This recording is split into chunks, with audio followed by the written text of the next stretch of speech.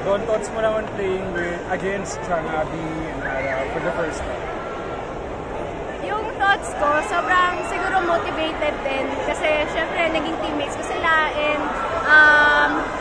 sa dati naming team, naghihilahan kami pataas so parang nakaka-motivate din na makalaban naman sila.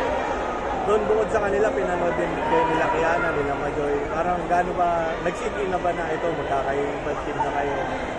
Oo, nag-start actually nung nag-start kami mag-train sa kanya-kanyang team na hindi na kami nagkikita-kita araw-araw, nagkakasama after training. So talagang nag-sink in na. Ikaw ano na lang yung personal goal mo dito sa Champions League? Siyempre yung mag-champion.